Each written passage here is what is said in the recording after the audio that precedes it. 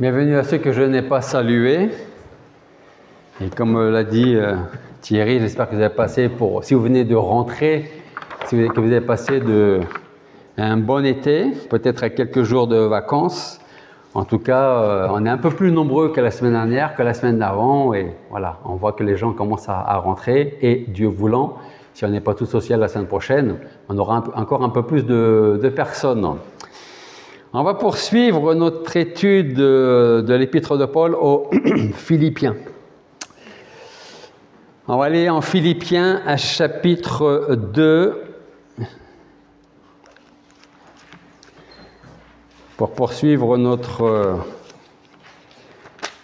étude. Mais avant cela, avant de lire notre passage, petite question. Qu'est-ce que vous pouvez me dire de Timothée ?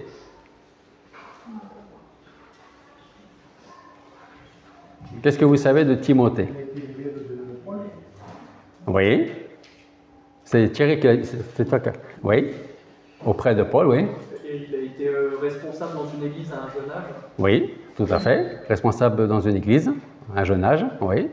Quoi d'autre? Il aura donné le don qui était en lui. Oui. D'accord. En forme de père grec, Oui. de mère juive. Exactement. Très bien, très intéressant. Autre chose qui vient par l'esprit? 2 épîtres. 2 épîtres. Très bien. Donc, on connaît quand même quelques points sur Timothée, sa vie, ce qu'il a fait. Dites-moi ce que vous savez de Épaphrodite.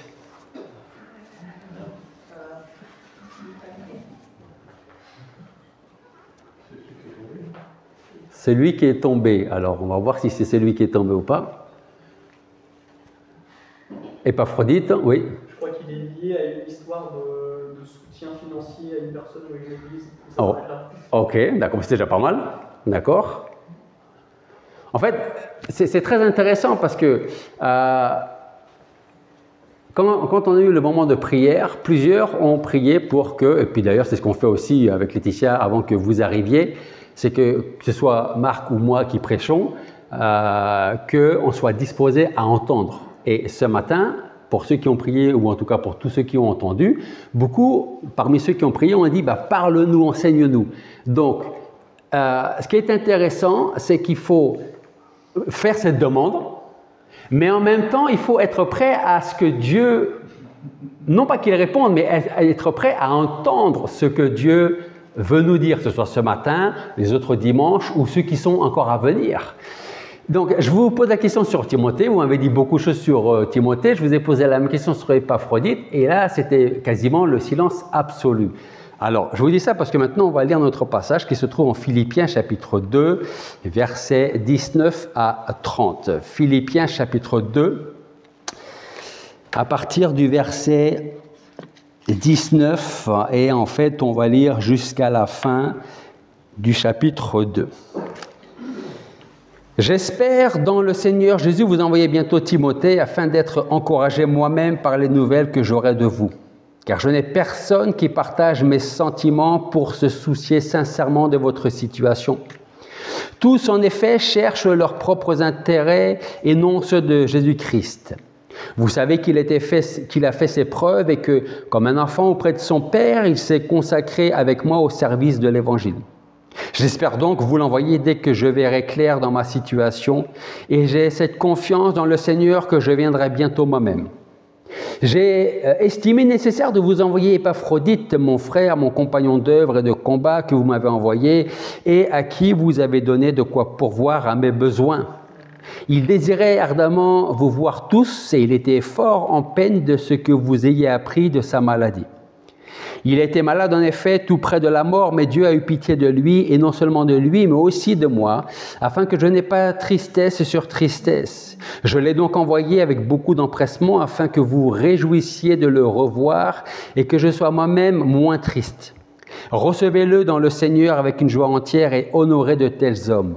Car c'est pour l'œuvre de Christ qu'il a été prêt de mourir, ayant exposé sa vie afin de suppléer à l'absence de votre service pour moi. Prions. Père Céleste, nous voulons te remercier en effet de nous permettre d'être dans ta maison et aide-nous à prendre pleinement conscience que c'est un privilège que beaucoup aimeraient avoir dans d'autres régions du monde et qu'ils n'ont pas. Et pourtant, même s'ils ne peuvent pas se réunir en toute liberté comme ça, ils le font quand même entre eux au risque de leur vie. Alors Seigneur, je veux te prier d'abord pour ces personnes qui se réunissent ou qui vont se réunir aujourd'hui pour lire ta parole, la partager et que tu continues d'œuvrer dans les vies, dans les cœurs. Je veux te prier pour les personnes ici dans ton église à Cahors, Seigneur, que tu veuilles en effet nous disposer pour entendre ta parole, pour la recevoir, la retenir et la mettre en pratique. Aide-nous à être des serviteurs, des ouvriers qui n'ont pas à rougir de leur travail, mais que, au contraire, nous puissions chaque jour, à la fin de notre journée, nous être reconnaissants de nous avoir conduits dans ta volonté et surtout de l'avoir fait. Alors Seigneur, merci de parler dans nos cœurs, de parler dans les cœurs de ceux qui vont écouter cette prédication par la suite. Et c'est en ton nom que nous te prions. Amen. Alors nous voilà donc avec ce fameux Épaphrodite et avec Timothée. Et dans cette partie, c'est la fin de ce chapitre 2 de l'épître de Paul aux Philippiens, nous allons découvrir deux serviteurs du Seigneur, Timothée, dont vous connaissez quand même beaucoup de choses, et Épaphrodite, dont vous en connaissez un peu moins. Et j'aimerais durant quelques instants vous parler de ces deux hommes afin que nous puissions prendre exemple de leur service, que ce soit pour Paul, pour l'Église ou pour, bien sûr, en priorité pour le Seigneur. En ce qui concerne Timothée, vous avez à peu près dit tout ce qu'il fallait savoir, à savoir que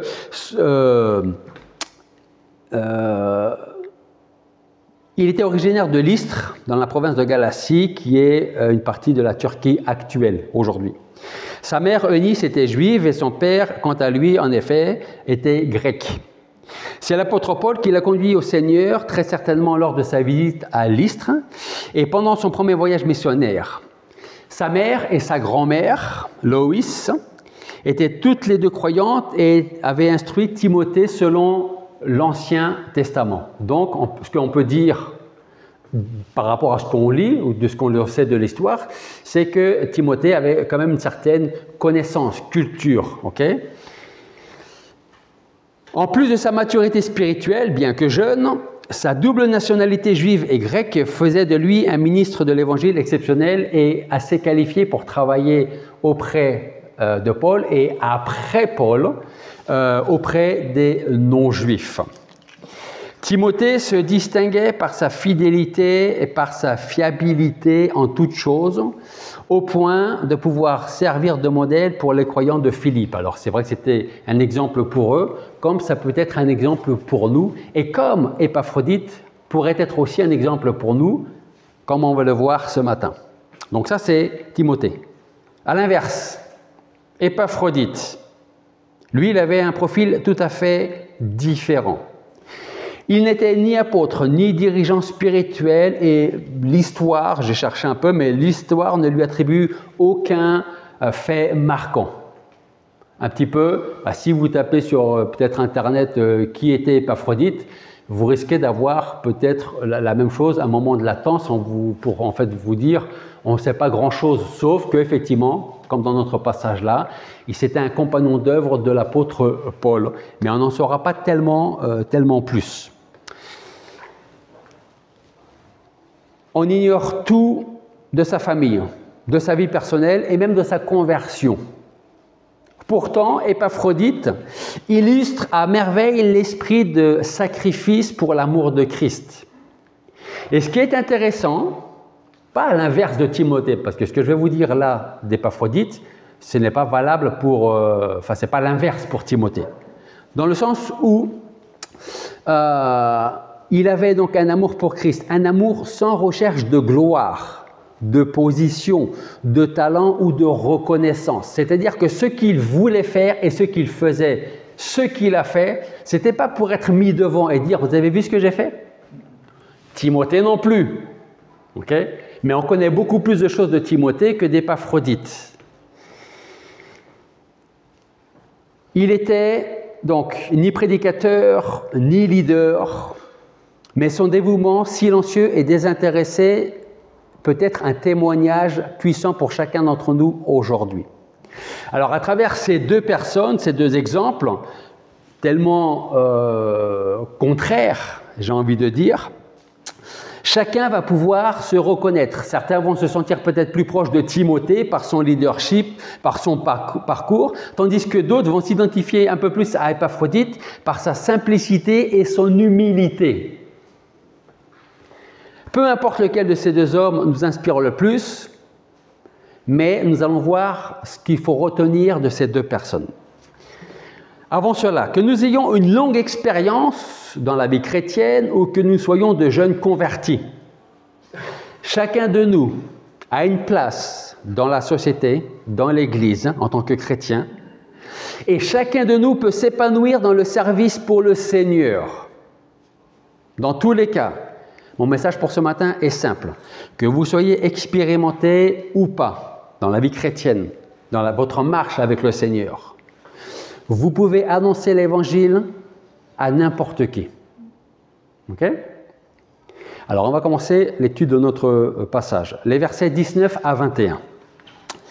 On va prendre un premier temps avec Timothée. Verset, donc Philippiens chapitre 2, versets 19 à 21.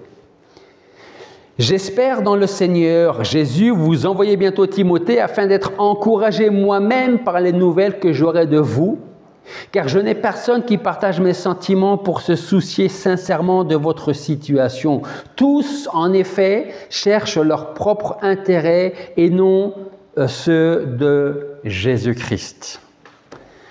Alors que Paul était en prison à Rome, il s'inquiète pour les chrétiens de Philippe et il voulait envoyer quelqu'un pour témoigner de son affection et aussi avoir des nouvelles. Et une chose est certaine, il devait y avoir beaucoup de chrétiens à Rome à ce moment-là, mais aucun d'eux n'était disponible pour aller rendre visite aux chrétiens de Philippe. C'est pour ça qu'il dit au verset 21, « Tous en effet cherchent leur propre intérêt et non pas celui de Jésus-Christ. » Dans notre société, c'est normal que chacun cherche ses propres intérêts, parce que la société est quand même plus ou moins égoïste. C'est d'abord moi, ma famille, mes proches, et après les autres, on verra. Okay? Ce qui ne devrait pas être le cas dans l'Église, dans la vie chrétienne. Et il y a une chose intéressante ici, avec le verset 21. « Tous, en effet, cherchent leur propre intérêt et non ceux de Jésus-Christ. » Et la chose intéressante, c'est que nous pouvons, en tant que chrétiens, vivre de deux façons différentes. La première, c'est selon Philippiens chapitre 1, verset 21, que nous avons déjà étudié. Philippiens 1, 21, qui nous dit « Car pour moi, Christ est ma vie et la mort m'est un gain. » Première façon de vivre.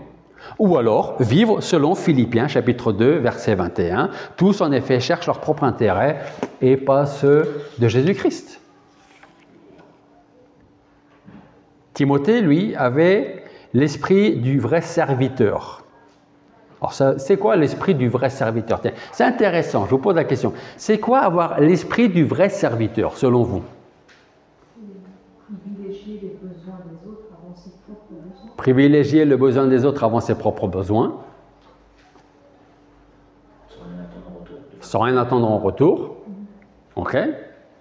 Timothée s'intéressait aux gens et à leurs problèmes d'une manière tout à fait naturelle.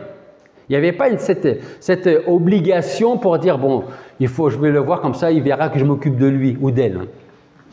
Il ne cherchait pas à se faire forcément des amis ou à influencer les gens, mais il avait à cœur leur bien-être physique et spirituel. Timothée était ouvert aux autres et se préoccupait de leur état d'une manière naturelle. C'est ce que nous pouvons appeler en effet l'esprit du serviteur. Donc, on peut avoir l'esprit de serviteur, c'est-à-dire on peut penser, écoutez bien ce que je dis, on peut penser aux autres. Mais après, il faut avoir l'expérience du serviteur parce que penser aux autres, c'est bien, mais si on ne pense qu'aux autres, ça ne suffit pas. Donc, il y a l'esprit du vrai serviteur, je pense à mon Église et aux autres. Et je veux maintenant mettre mon expérience, celle que je peux avoir, petite ou plus importante, au service. Le verset 22 de notre passage nous dit « Vous savez qu'il a fait ses preuves, en parlant de Timothée, et que comme un enfant auprès de son père, il s'est consacré avec moi au service de l'Évangile. » L'apôtre Paul n'a pas admis Timothée dans son équipe le jour même de sa conversion. Il était pas fou, Paul. Il était assez sage pour dire « Aujourd'hui, tu viens d'être sauvé, tu viens de reconnaître le Seigneur Jésus-Christ comme ton Seigneur et Sauveur. C'est très bien. Maintenant, ce que tu vas faire, Timothée, tu vas rester dans ton église. Et qu'est-ce que tu vas y faire dans ton église? Tu vas t'investir. Tu vas travailler avec les responsables, avec les gens d'église, et je reviendrai te voir plus tard. » Et c'est plus tard que Paul a vu le travail, l'expérience, la sagesse que Timothée a appris, a reçu, et c'est ensuite qu'il l'a pris avec lui pour travailler. La première leçon que nous pourrions tirer de cela, c'est que si vous voulez grandir donc spirituellement, comme à l'exemple de Timothée, et apprendre à servir le Seigneur dignement, ça s'apprend dans l'Église, pas à l'extérieur. Et si nous savons le faire à l'intérieur, nous saurons le faire à l'extérieur. Plus tard, quand Paul est revenu dans cette même église, donc comme je vous le disais, il a eu la joie d'apprendre par les frères que Timothée avait un bon témoignage. Donc il y a l'esprit du vrai serviteur, l'expérience du serviteur, et il y a la récompense du serviteur. Petite question. Alors, je vais vous parler franchement, mettons de côté notre faux orgueil. Qui aime bien recevoir une récompense parce qu'il a fait quelque chose qui est bien fait? On est content de ça, hein? Est-ce que vous avez envie d'avoir une récompense qui ne ressemblera à rien de ce qu'on peut recevoir ici, mais au ciel? Okay. Mais pour recevoir de récompense, qu'est-ce qu'il faut faire? Agir, travailler, servir, persévérer. C'est-à-dire que si je me contente simplement de venir à l'église, même si je suis là tous les dimanches, de temps en temps à lire ma Bible et à prier, et que je ne fais rien de plus, je ne m'investis pas plus, il ne faut pas que je sois surpris Julien, voyez, que Julien ait une récompense plus importante que moi au ciel. Ok? Donc, la récompense du serviteur. Au verset 23, nous lisons « J'espère donc vous l'envoyer dès que je verrai clair dans ma situation. Je veux vous l'envoyer, disait Paul, parce que je connais son expérience, je connais son service, je connais son sacrifice. » Et Timothée savait en effet très bien ce que signifiait service et sacrifice. Il connaissait la joie de pouvoir aider les autres. Et vous savez, je pense à quelque chose. On ne pourra jamais être efficace dans l'aide qu'on peut apporter aux autres si on ne connaît pas l'autre personne. Je m'explique. Enfin, je vais essayer de m'expliquer. Si je veux aider Julien, Sylvain ou Nina, je vous cite parce que vous êtes devant, mais que je ne connais pas vos besoins, et je ne sais pas comment je vais pouvoir vous aider. Okay? Il faut que je m'intéresse à vous pour ça. Savoir où vous avez, dans quel domaine de votre vie, peut-être à ce moment-là, aujourd'hui, vous avez besoin d'aide. Donc, il faut que je m'intéresse à vous. Il faut que je sache comment vous vous appelez. Okay? C'est intéressant, ça peut paraître dérisoire ce que je vais vous dire, mais c'est important. Il faut quand même que je sache où les gens habitent, pas seulement en tant que pasteur. Même si je ne connais pas le numéro de la rue exactement, que je sache au moins dans quelle ville Nina habite, Sylvain ou Julien, ou ainsi de suite. Vous voyez ce que je veux dire? Parce que si je ne sais même pas, depuis 20 ans que je suis là, je ne sais même pas dans quelle ville habite Nina ou une autre personne, est-ce que je m'intéresse vraiment aux autres? Okay? Un autre exemple tout bête, excusez-moi de vous le dire, mais alors, ça nous est arrivé, nous les premiers, ici à moi, qu'après un culte, une fois peut-être dans l'année, on devait partir très rapidement, parce qu'on avait peut-être autre chose à faire. Okay? Mais si tous les dimanches après le culte, mais tous les dimanches sans exception, je ne parle pas des dimanches exceptionnels, mais si tous les dimanches après le culte, vous prenez vos Bibles et vous partez, En tant que pasteur, je me demande si vous vous intéressez aux autres ou pas. Que vous ayez des choses à préparer à la maison parce que vous avez des gens qui arrivent, je peux le comprendre. Tous les dimanches. Ça, c'est le pasteur qui parle là. Okay? Je vous dis ça parce que donc, Timothée savait ce qu'était le service et le sacrifice. Il connaissait la joie de pouvoir aider les autres. Et bien sûr, dans ces moments, il y avait des moments pénibles, des moments compliqués, difficiles, mais il y avait aussi pour Timothée des victoires et des bénédictions. Et c'est parce que Timothée était un bon et fidèle serviteur dans les petites choses que Dieu l'a récompensé en lui confiant des choses plus grandes encore. Timothée connaissait la joie de pouvoir travailler avec Paul et de l'aider dans les travaux les plus difficiles et plus compliqués. Et peut-être que la récompense que Dieu a pu donner à Timothée, pour moi, je pense une des plus grandes récompenses, c'est que Dieu ait utilisé Timothée pour remplacer Paul. Mettez-vous à la place de Timothée. Vous prenez Paul est parti, il est en prison, ou après sa mort, c'est Timothée qui va prendre sa place. Vous imaginez, si vous étiez Timothée, ça ferait quand même chaud au cœur.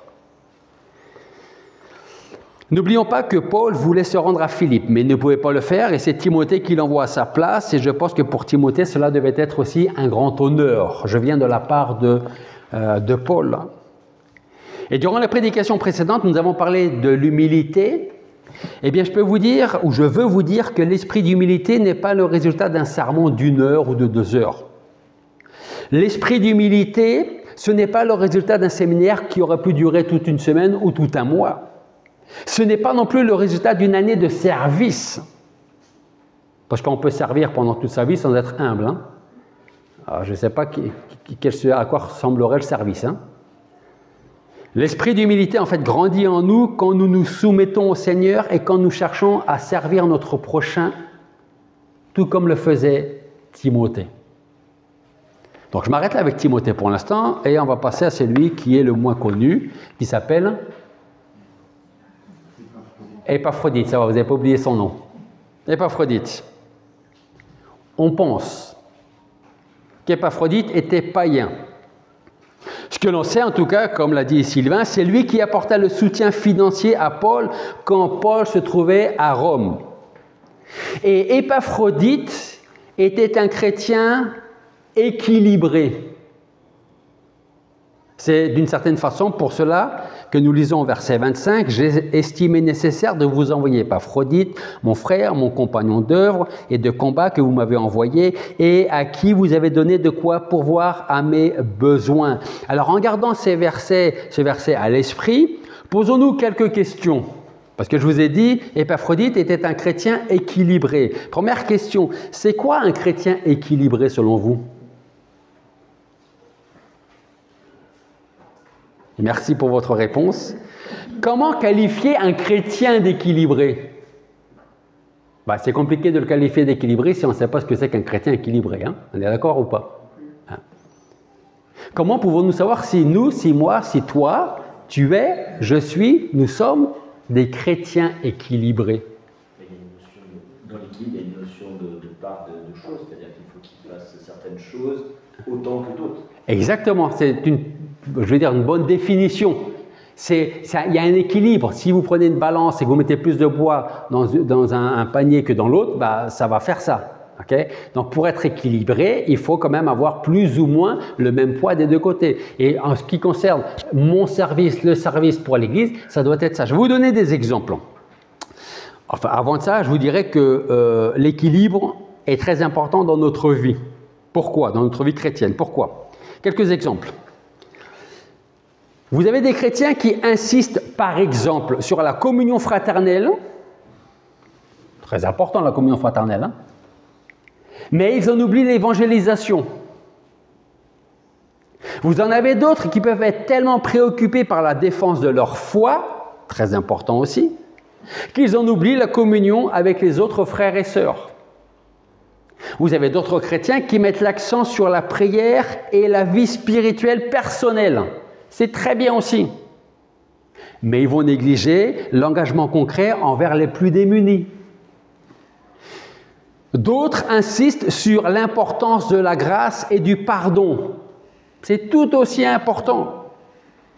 Mais ils vont minimiser l'appel à la sainteté et à la transformation personnelle. Enfin, un dernier exemple, certains mettent en avant l'unité de l'Église et l'harmonie, et il en faut. Sinon, s'il n'y a pas d'unité, d'harmonie dans l'Église, c'est plus une Église. Donc, certains mettent en avant l'unité de l'Église et l'harmonie afin d'éviter les conflits et éviter les discussions qui pourtant parfois seraient nécessaires, ou les prises de position claires sur des questions importantes. Donc, on veut garder l'unité de l'esprit, l'harmonie, donc il y a un petit souci, mais bon, on ne va pas trop en parler parce que si on en parle, il n'y a plus d'unité, il n'y a plus d'harmonie. Ça, les exemples que j'ai donnés là, si on se retrouve là-dedans, eh bien, nous ne sommes pas des chrétiens équilibrés. Épaphrodite était bien équilibré. C'était un chrétien attentif aux autres, tout comme Timothée. Épaphrodite était attentif aux frères et sœurs. C'est d'ailleurs pour cela qu'il se préoccupait du sort de l'apôtre Paul. Quand il a appris que Paul était en prison à Rome, il s'est porté volontaire pour aller jusqu'à lui afin de le soutenir et être à ses côtés pour lui venir en aide.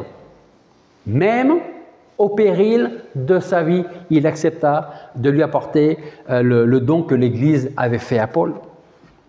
Alors pour comprendre un peu mieux le caractère d'Épaphrodite, on va lire le verset 26 qui nous dit « Il désirait ardemment vous voir tous », et c'est la dernière phrase qui est importante, « et il était fort en peine de ce que vous avez appris sa maladie ».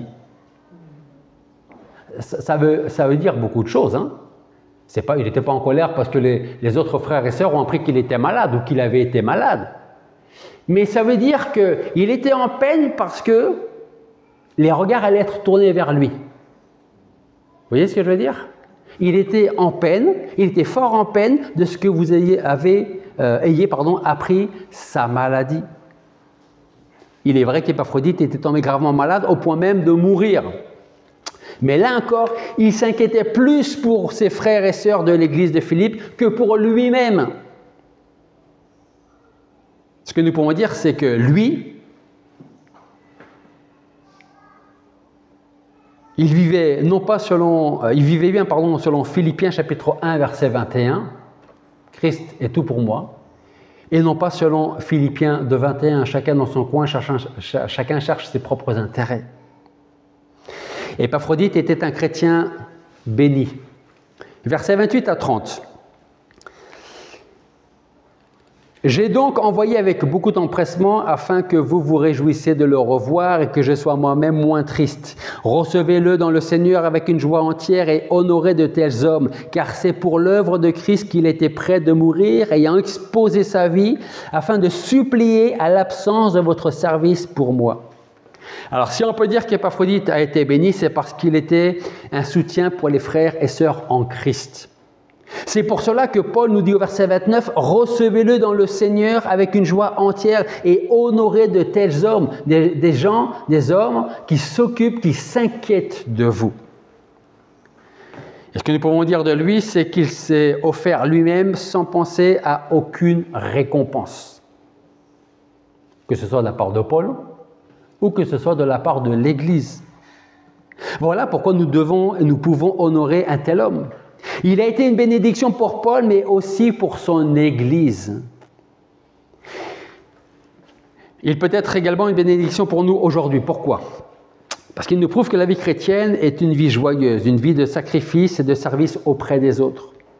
Alors que ce soit Timothée ou Épaphrodite, ils sont pour nous un témoignage et nous encouragent à nous soumettre au Seigneur et aussi les uns envers les autres. De plus, si Christ est le modèle qu'il faut suivre, Paul nous montre la voie dans ce passage de l'Écriture. Et Timothée et Épaphrodite nous prouvent qu'il est possible d'agir dans ce même esprit. Donc il y en a un qui était, on va dire, bien connu, Timothée, mais en même temps que je vous dis ça, Timothée n'avait pas le désir d'être « Regardez, c'est moi Timothée, je suis là. » Donc, mais d'un côté, nous avions Timothée, bien connu, je vous ai posé la question tout au début du message, vous m'avez dit plusieurs choses sur lui. Et de l'autre côté, vous avez Épaphrodite, on ne sait, j'ai envie de dire, rien de lui. C'est-à-dire qu'il y en a un qui était plus vu, c'est pas ce qu'il cherchait, mais était plus vu, plus connu par les autres, qu'Épaphrodite, qui faisait le même travail, mais qui ne recherchait pas la gloire ni rien. Timothée non plus. C'est juste pour vous dire, quand si on est au service des autres, de quelle façon nous sommes au service des autres? Et si nous ne sommes pas au service des autres, pourquoi nous ne sommes pas au service des autres? Peut-être, j'espère que non, très franchement j'espère que non, mais je ne serais pas étonné que dans le passé, dans cette église, ou dans n'importe quelle autre église à travers le monde, vous avez des gens qui ont voulu s'investir, mais comme ils n'avaient pas une certaine reconnaissance, une certaine gloire, le mot était peut-être un peu fort, mais ils se sont dit, bon, personne ne reconnaît mon travail, donc je laisse tomber, puis quelqu'un d'autre le fera. Quelle est notre attitude dans le service, d'abord pour le Seigneur et ensuite pour l'Église? Donc pour conclure, je dirais ceci. Qui que vous soyez, quel que soit votre caractère, vos dons, vos qualités, vos faiblesses, sachez que vous pouvez servir le Seigneur là où vous êtes. Vous pouvez le servir à l'exemple de Timothée ou le servir à l'exemple d'Épaphrodite. Paul, Timothée et Épaphrodite sont tous les trois des personnes tellement différentes. Nous pourrions qualifier Paul de chef audacieux et courageux. Timothée, son assistant plutôt discret et dévoué. Et Épaphrodite, travailleur œuvrant dans les coulisses. Mais ces trois personnes, ces trois hommes, ont manifesté un point de caractère très important. Une piété digne d'être imitée. Pourquoi? Pour qui? Et de quelle façon je veux être au service de Dieu? Alors, une dernière question, comment allons-nous vivre notre vie chrétienne? Selon Philippiens 1, 21, pour moi, Christ est ma vie et la mort m'est un gain. Ou selon Philippiens chapitre 2, verset 21, car tous cherchent leur propre intérêt et non ceux de Jésus-Christ. Comme disait le Seigneur aux apôtres qui étaient avec lui dans le jardin avant qu'il se fasse arrêter, l'esprit est bien disposé, mais la chair est faible. À la question, je vais vivre comme Philippiens 1, 21 ou Philippiens 2, 21, j'ai envie de penser que chacun ici va vouloir dire, moi, c'est selon Philippiens 1, 21, pour moi, Christ est ma vie et la mort m'est un gain. Ça, c'est ce qu'on aimerait, mais est-ce que c'est ce que nous faisons vraiment? Parce que parfois, inconsciemment, et si ça arrive, alors j'espère que c'est inconsciemment que ça arrive, on vit plutôt selon Philippiens 2, 21 qui nous dit, eh bien en fait, quelque part, d'une certaine façon, je cherche d'abord mes propres intérêts avant ceux des autres. Donc, dans notre esprit, on veut être Philippiens 1, 21, mais parfois nos actions, nos paroles, nos actes, c'est plutôt Philippiens 2, 21. Alors que le Seigneur nous conduise, nous ouvre les yeux sur ce que nous voulons être, ce que nous sommes vraiment, et que nous ayons cet esprit de service pour le Seigneur d'abord, pour l'Église ensuite. Et si on a ce service-là, croyez-moi, je pense que l'Église va se remplir. Prions. Père Céleste, nous voulons te remercier parce que ce matin, tu nous as permis d'être dans ta maison et avoir ta parole entre les mains. Et nous voulons te remercier parce que tu nous fais cette grâce de pouvoir être à ton service. Je dis de pouvoir l'être parce que parfois nous ne le sommes pas, nous ne le voulons pas, ou nous pensons l'être et en fin de compte nous regardons d'abord à notre propre vie. Nous regardons nos propres intérêts, volontairement, involontairement, consciemment ou pas. Alors Seigneur, aide-nous à avoir cette vraie humilité, ce vrai esprit de serviteur, cette expérience de serviteur. Parle dans la vie, dans le cœur de chacun d'entre nous ici ce matin. Conduis-nous à travers ta volonté, à travers cette volonté qui est bonne, agréable et parfaite. Fais-nous grandir dans ta connaissance et aide-nous à partager cette connaissance, à ne pas avoir seulement l'esprit du serviteur, mais aussi l'expérience. Seigneur, utilise-nous avec nos dons, nos capacités, nos manquements, parce que nous savons que c'est toi qui œuvres en nous. Merci de bénir chaque personne ici présente, de bénir ton Église. Et c'est en ton nom que nous te prions. Amen.